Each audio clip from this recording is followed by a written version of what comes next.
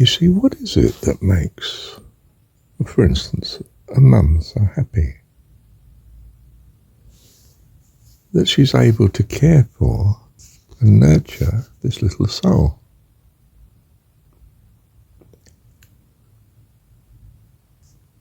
What makes a husband so happy? That he can care for and provide lovely home, the background for his wife. So he'll put up with doing most horrible jobs and so on, because it has meaning for him, it's worthwhile. He wants to be a husband, meaning he wants to support, protect, provide for, be the rock that they rely on. And he wants to do it well, because he wants them to prosper and be in health, and it'd be lovely.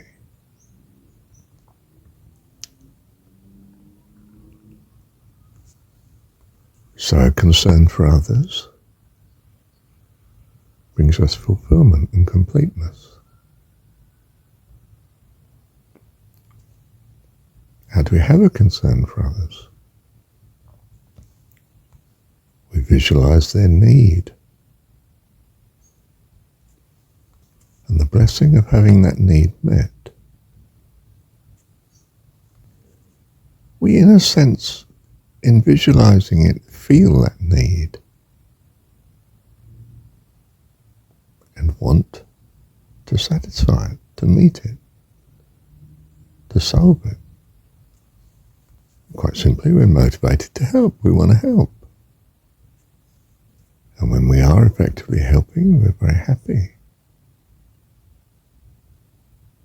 Especially when we start to get confirmation that we are valued, appreciated for meeting that need. We feel a security in their appreciation,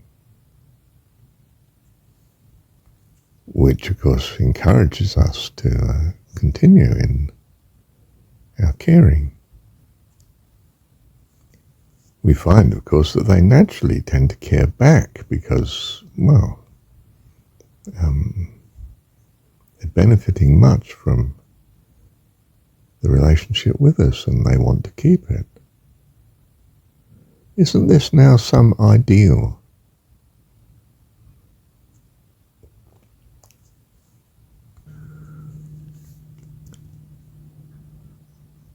Well, now, what about our relationship with God? If he's all-powerful, he doesn't have a need. If he doesn't have a need,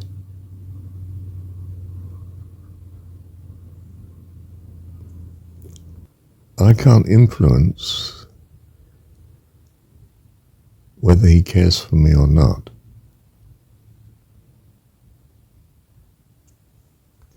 There has to be something that he is wanting, to be motivated to act.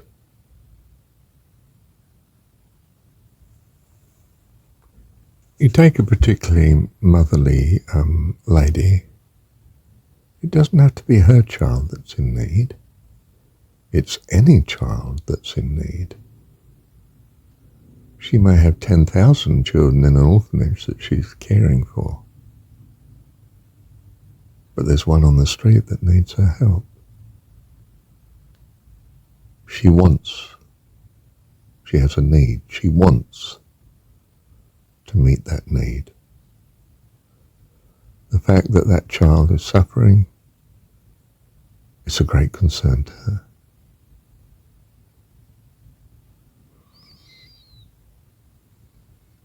And that's a wonderfulness, isn't it? So she's motivated to come to the rescue. You know, Dr. Bernardo, he said no to someone. He said, the place is full, I can't take any more. And in the morning he found the child dead in the street. He passed by.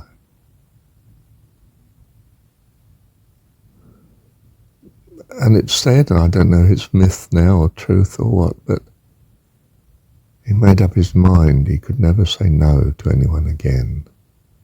Any child that needed home, shelter. The house was never full. Of course you can stay. Now, I don't know if this is a true account or just historicity, make-believe. But I do know it profoundly appealed to me as an example of the compassion I value. And you do too, of course. I mean, I'm not saying there's anything special about me in that sense. You value this compassion too. You think, what a wonderful bloke.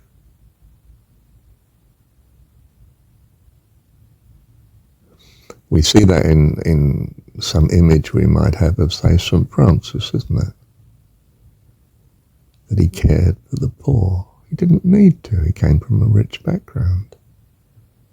He just did. He had this, I'm not sure if I call it a need or a lack. He had this quality of being, that he cared for others.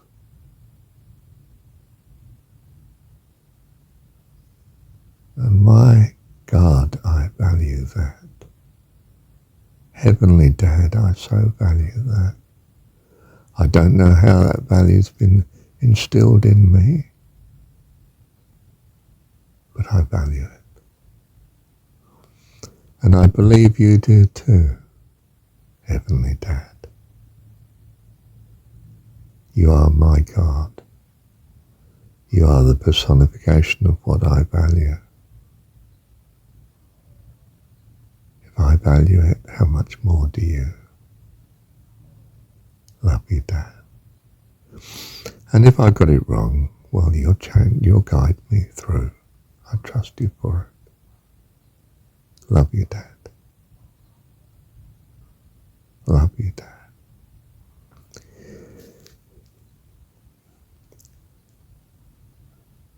Are you born of God?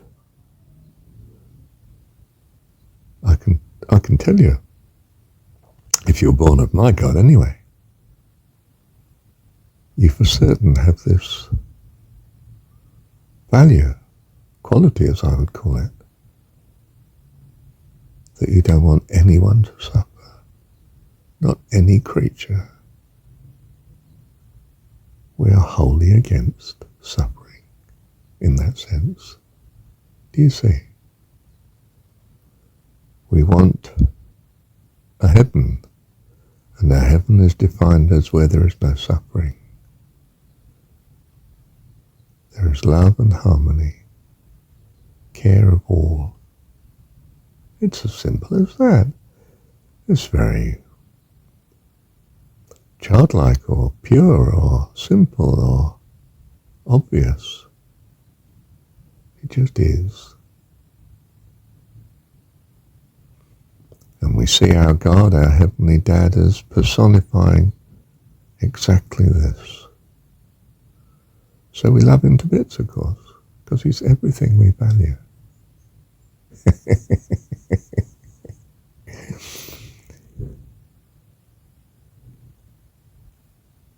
And so I might claim now that I'm blessed with this, what I call attribute. This compassion, this desire to rescue. In the Jesus story, his name is Rescue. Jesus. Yeshua. Saviour. The one who rescues, you see. The story is the personification of this. What we see is a beautiful right attribute, value.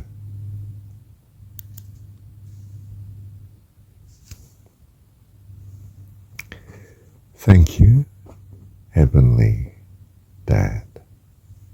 Love you. Thank you, Dad. Do you see, when I say that my values are God's values, I'm saying he has a need. He has a desire. When I have a need, it's his need, and he wants to meet it. So he purposes, and in his power he does meet it. Of course. Same as Mum. Hears you crying. Oh, comes to your rescue. What do you need, love? And it's her pleasure and her happiness to meet that need. Our God delights in loving and caring for us. Because he's our God, he's our Dad. He loves knowing that he is our life source, our protection, our provision, our everything. He delights in knowing that he meets our need. And he's put in this, our heart, a need to be like him. In other words, as glorious. We find it incredibly attractive, the idea of being as wonderful as God, our Dad. In other words, we long to grow up. He's put this desire in our heart that we purpose in the right direction and we be fulfilled as he is fulfilled. How is he fulfilled? In having his needs met. What does that result in? His fantastic creativity. Boundless, endless, fantastic creativity. He loves making things, just as we love making a car or a nice meal or a fantastic harvest or an amazing organization or whatever it is. Something beautiful, a painting. He loves creating.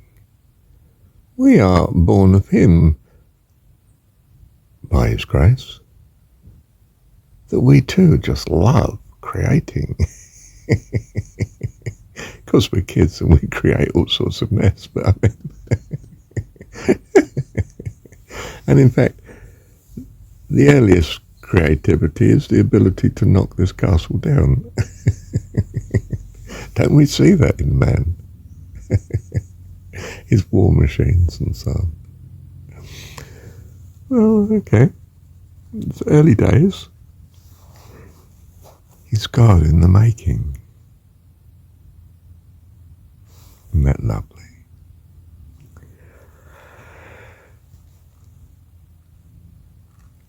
Love you, Heavenly Dad. Love you. Thank you, Dad.